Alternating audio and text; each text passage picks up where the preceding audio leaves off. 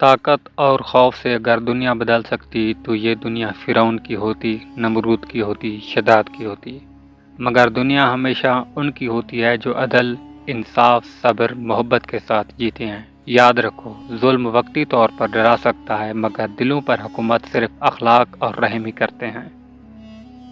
دن کے اجالے میں عورت کو گالیاں دینے والا مرد رات کے اندھیرے میں جسم کی بھوک ختم کرنے کے لیے اسی عورت کے پاؤں بھی چومتا ہے۔ ایک ترکیش کہاوت: اگر تمہاری بحث کسی بدتمیز انسان سے ہو رہی ہو تو خاموشی سے وہاں سے ہار مان جاؤ، کیونکہ تم کسی کتے سے اچھا نہیں بھونک سکتے۔ کبھی کبھار انسان کسی کو اپنے دماغ سے نکال پھینکنے کا عہد کرتا ہے کہ اب اس کے بارے میں نہیں سوچے گا، مگر تب ہی قدرت کا امتحان شروع ہو جاتا ہے۔ بار بار خوابوں میں وہی چہرہ دکھا کر جیسے پوچھا جاتا ہے، کیا وہی چہرہ ہے جسے تم اپنا کہتے ہو؟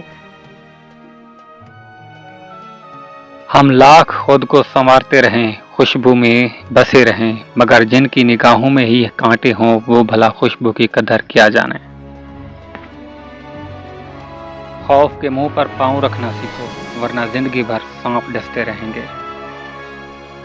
ہمارے ہاں بچہ موٹا ہونا چاہیے، لڑکی پتلی ہونی چاہیے، لڑکا لمبا ہونا چاہیے، دلہن گوری ہونی چاہیے، جوان شادی شدہ ہونا چاہیے، شادی شدہ کے بچے ہونے چاہیے اور بچوں کا بھی بھائی ہونا چاہیے، ورنہ آپ کو مر جانا چاہیے۔ یہ دنیا ایسی ہے کہ لوگوں کے لیے اپنی گردن بھی کٹوا دو گے نا تو کہیں گے یہ صحیح سے نہیں کٹی، تھوڑی سی اوپر سے کٹنی چاہیے تھی۔ جس گھر میں بات کرنے کے بجائے صرف چیخا جائے، بات سمجھانے کے بجائے صرف بد دعائیں دی جائیں اور بات سننے کے بجائے ہر احساس کو رد کر دیا جائے، اس گھر میں بچے نہیں بلکہ زخمی روحیں پروان چڑھتی ہیں۔ ایک کہاوت ہے: اگر تم یہ جاننا چاہتے ہو کہ تم واقعی جینا چاہتے ہو یا نہیں تو خود کو سمندر میں پھینک دو۔ پانی میں گرتے ہی تمہاری ہر خواہش، ہر کوشش خود کو بچانے کی ہوگی۔ اس کا مطلب یہ ہے کہ تم خود کو مارنا نہیں چاہتے تھے بلکہ اپنے اندر موجود اس شخص کو مارنا چاہتے تھے جو تھک چکا تھا، ٹوٹ چکا تھا اور مایوس ہو چکا تھا۔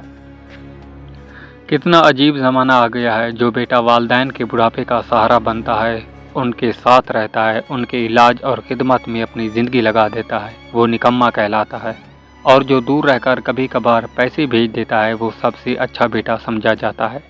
افسوس کہ کبھی کبھی خدمت سے زیادہ کمائی کو اہمیت دی جانے لگتی ہے۔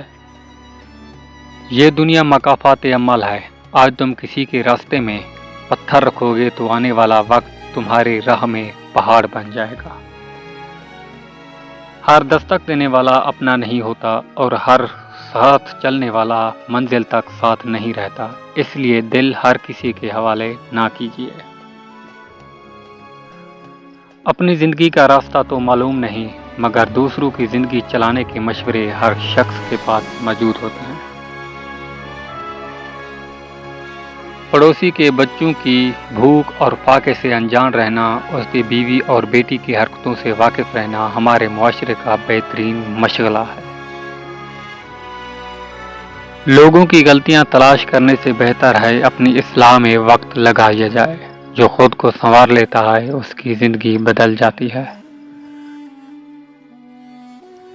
ہمارے آدھے سے زیادہ مسئلے حل ہو جائیں گے اگر ہم یہ سوچنا بند کر دیں کہ کسی نے اچانک اپنا گھر کیسے خرید لیا، کسی کے پاس قربانی کے جانور کے پیسے کہاں سے آئے، کوئی اتنی اچھی پڑھائی کیسے کر رہا ہے۔ افسوس کہ ہم اس معاشرے میں جی رہے ہیں جہاں ہمیں اپنے ناکامی سے زیادہ دوسرے کی کامیابی پر دکھ ہوتا ہے۔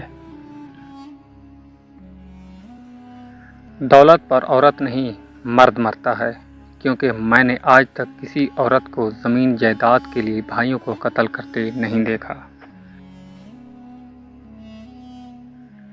اتنا دور جا کر حاجی بن سکتے ہیں، ایک دوسرے کے قریب رہ کر انسان کیوں نہیں بن سکتے؟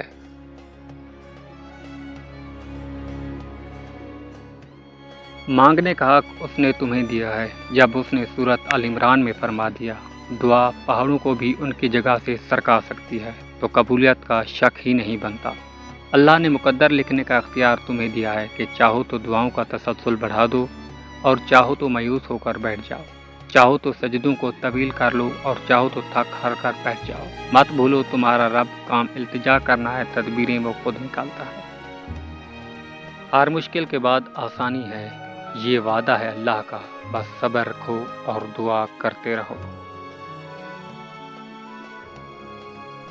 یہ دنیا مرد کے جذبات نہیں، اس کی کمائی دیکھتی ہے۔ خاموشی سے بوجھ اٹھانے والا ہی اصل میں سب سے زیادہ تھکا ہوا ہوتا ہے۔